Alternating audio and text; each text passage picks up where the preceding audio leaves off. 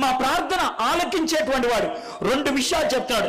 మహాత్యము కలిగిన భీకరుడు దేవా, నీ ఆజ్ఞలను అనుసరించి నడుచువారి ఎడల నీ నిబంధన నీ కృప జ్ఞాపకము చేయవాడా. నువ్వు చాలా గొప్పోడివి, నువ్వు చాలా మంచోడివి. దేవుణ్ణి జ్ఞాపకం చేసుకుంటున్నాడు. దీన్నే ఆరాధన అంటారు. ఆరాధన అంటే ఏంటో మీకు చెప్తా. ఆరాధన అంటే ఆ వ్యక్తికి ఉన్నటువంటి గుణాన్ని జ్ఞాపకం చేసుకొని మెచ్చుకోవటం ఆరాధన. వాడు బాగా పాటలు పాడతాడు తెలుసా, ఎంత బాగా పాడతాడో, పాడితే నన్ను నేనే మర్చిపోతా, ఇది ఆరాధన. వాడు క్రికెట్ బాగా ఆడతాడు తెలుసా, ఆడు కొడతం మొదలు పెడితే బౌలర్లు భయపడతారు, అది ఆరాధన. ఆమె వంట అదిరిపోతుంది తెలుసా, వంట తిన్నాక ఏళ్ళు నాక్కుంటూ ఉండాల్సిందే, ఇది ఆరాధన. ఆరాధన అనుభవించినప్పుడు ఆ వ్యక్తి చేసే పనులు జ్ఞాపకం చేసుకొని నువ్వు మెచ్చుకుంటూ పలికే పలుకులుంటావే, అవి ఆరాధన. ఇక్కడ అదే మాటలు ఉన్నాయి. మహాత్యము కలిగిన భీకరుడు ఒక దేవ, నువ్వు చాలా గొప్ప దేవుడివి. ఎందుకు ఆ మాటలు అన్నాడు? 70 సంవత్సరాలు మమ్మల్ని బయటికి తోసేసింది నువ్వే, వెనక్కి తీసుకెళ్ళగలిగేటువంటి సామర్థ్యం కలిగిన వాడు కూడా నీవే. అందుకని భీకరుడు ఒక దేవ, నీ ఆజ్ఞలను అనుసరించి నడుచు వారి ఎడల నీ నిబంధనను నీ కృపను జ్ఞాపకం చేయవాడు. నువ్వు చాలా గొప్పోడివి, నువ్వు చాలా మంచోడివి. నువ్వు చాలా గొప్పోడివి, నువ్వు చాలా మంచోడు. గొప్పోడు కాబట్టి ఏమైనా చేయగలవు, మంచోడు కాబట్టి మాకు చేయడానికి ఇష్టపడుతున్నావు. అది ఆయన్ని ఆరాధించడం. ఆరాధనలో మన కనుదృష్టి ఎవరి మీదకి వెళ్తుందో తెలుసా? ఎవరికైతే ప్రార్థన చేస్తున్నావో వాళ్ళ మీదకి వెళ్తుంది. ఆరాధించేటప్పుడు మన హృదయం అంతా దేంతో నిండి ఉంటుందో తెలుసా?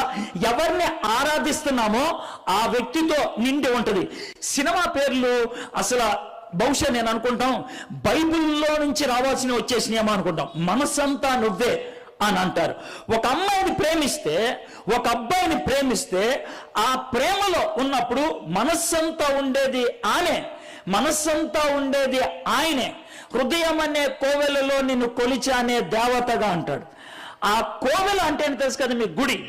హృదయం అనే గుడిలో ఎవరు ఉండాలి? అసలు దేవుడు ఉండాలి. దేవుణ్ణి తీసేస్తే గుడి ఖాళీగా ఉంటుందా? ఉండదు. ఎవడో ఒకరిని పెట్టుకోవాలి, ఎవరితో అతను పెట్టుకోవాలి. ఖాళీగా ఉండదు గుడి. ఎవరు లేకపోతే నువ్వే కూర్చుంటావు, నేనే రాజు నేనే మంత్రి అంటావు. అది పరిస్థితి. ఎవరు లేకపోతే నువ్వు అంటావు. జరిగేది ఇది. ఖాళీగా ఎప్పుడు ఉండదు ఆ సీటు. ఇప్పుడు ఒకసారి ఆలోచించుకో, నీ హృదయంలో ఎవరున్నారు?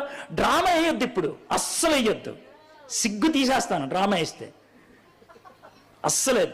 దేవుడే అండి అని అంత యథవేష లేదు. మీ ఫేస్ చూస్తే అర్థం అవుతుంది మీ హృదయంలో దేవుడు ఉన్నాడా లేకపోతే ఇంకెవడన్నా ఉన్నాడా, అది విషయం. కాబట్టి ఆలోచించుకోండి. గుడి కట్టుకుంది దేవుడు, అయితే ఆ గుడిలో దేవుడు తీసేసి ఎవరినో పెట్టావు. మరి దేవుడికి ఎంత మండుద్ది ఆలోచించండి.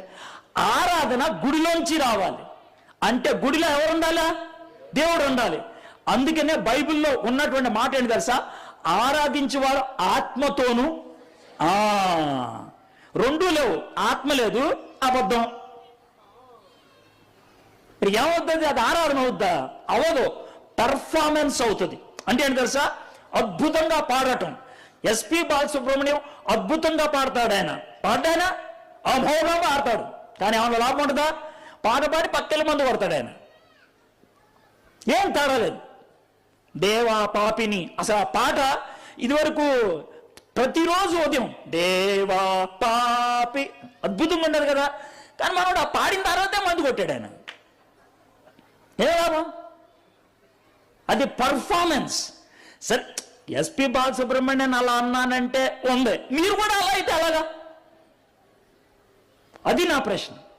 మీరు పాడితే గుండె లోతుల్లోంచి పాడాలి, ఆరాధిస్తే గుండె లోతుల్లోంచి ఆరాధించాలి. దానియేలు గుండె లోతుల్లోంచి ఆరాధించాడు. అయితే ఒక్క మాట, ఆరాధన కరెక్టు అంటానికి రుజువు ఏంటో మీకు చెప్తా. ఆరాధన రైటు అంటానికి రుజువు ఏంటో చెప్తా. ఆరాధన రైట్ అయితే 2 పనులు జరుగుతాయి. ఆరాధన రైట్ అయితే 2 పనులు జరుగుతాయి. కరెక్ట్గా ఎవరినైతే ఆరాధిస్తున్నావో నీ మనస్సంతా ఎవరి మీదకి వెళ్ళబడుతుంది? ఆ వ్యక్తి మీదకి వెళ్ళబడుతుంది. అంటే ఇక్కడ మనం ఆరాధించేది ఎవరిని? దేవుణ్ణి. కాబట్టి దేవుడి మీదకి మన మనసంతా పడినప్పుడు మనకి ఏదైతే భయాన్ని కలిగిస్తుందో అది మన మనసులోకి వస్తుందా? రాదు. ధైర్యం వస్తుంది. కాబట్టి ఇప్పుడు ఇంకో కారణం చెప్తున్నా.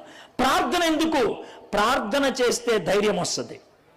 ప్రార్థన చేస్తే భయం పటాపంచలవుతుంది. ప్రార్థన చేస్తే నిబ్బరంగా ఉండగలుగుతాం.